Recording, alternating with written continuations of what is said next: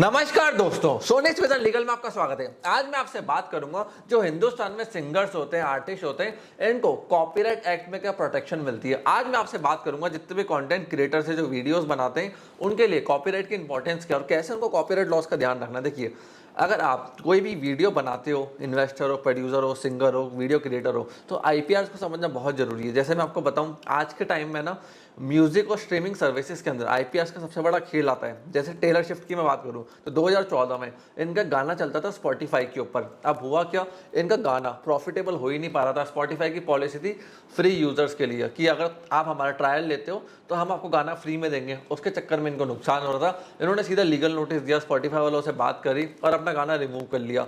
Spotify को उससे बहुत डैमेज हुआ। अल्टीमेटली दोनों पार्टीज के बीच कॉम्प्रोमाइज हुआ और स्पॉटिफाई ने गाना वापस टेलर स्विफ्ट का लिस्ट करा। ये टेलर स्विफ्ट क्यों कर पाई? क्योंकि उनके पास सारे कॉपीराइट रजिस्टर्ड थे, अच्छे से उन्होंने सारे लीगल फॉर्मेलिटीज़ को फुलफिल कर रखा था।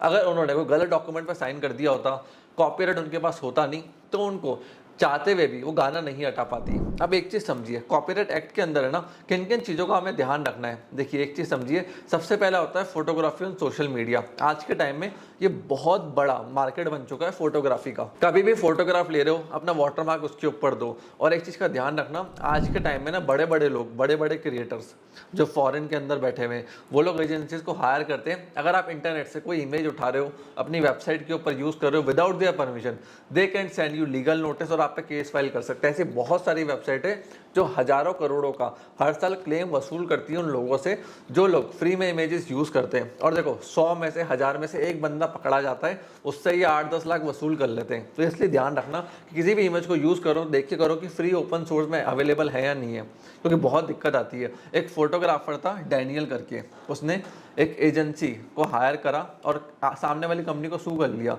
वो सू क्यों करा गेटी इमेजेस को? वो इसलिए करा क्योंकि वो उसकी इमेजेस को यूज़ कर रहे थे without their permission. Finally $1.2 million का सेटलमेंट हुआ था।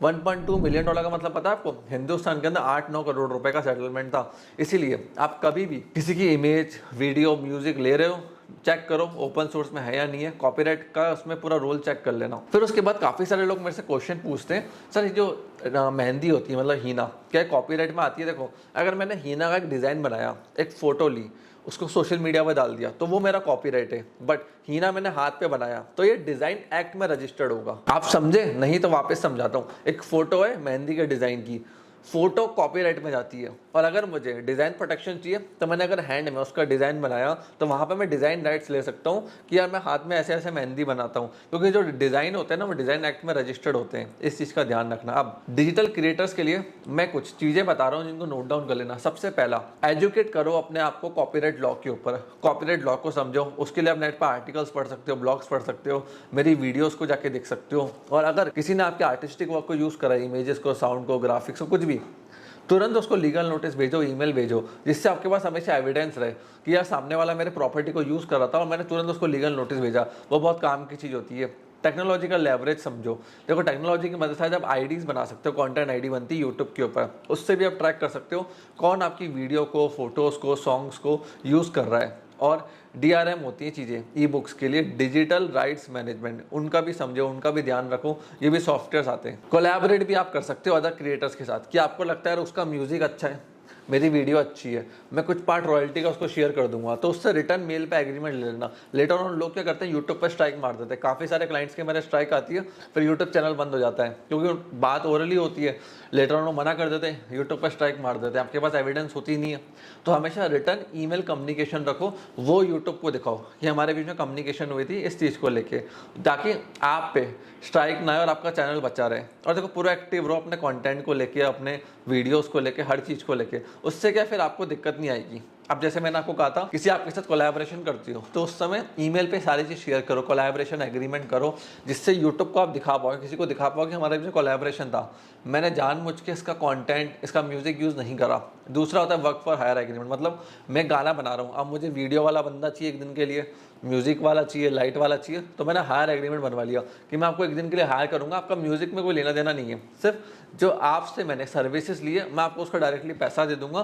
फ्यूचर में जो रॉयल्टी आएगी सॉन्ग से, म्यूजिक से, वो सब मेरी होगी। तो बनता है हायर एग्रीमेंट कि भैया वर्क फॉर हायर एग्रीमेंट, मतलब एक स्पेसिफिक काम के लिए आपने किसी को हायर करा 1 या 2 दिन के लिए। फिर होता है लाइसेंसिंग एग्रीमेंट, मैं किसी को अपना म्यूजिक दे रहा हूँ, फोटो दे रहा हूँ, कॉपीराइट दे रहा हूँ कुछ यूज़ करने के लिए कुछ टाइम पीरियड तक, तो वहाँ पे आ जाएगा आपका लाइसेंसिंग, कितने टाइम तक ये बंदा यूज़ कर सकता है।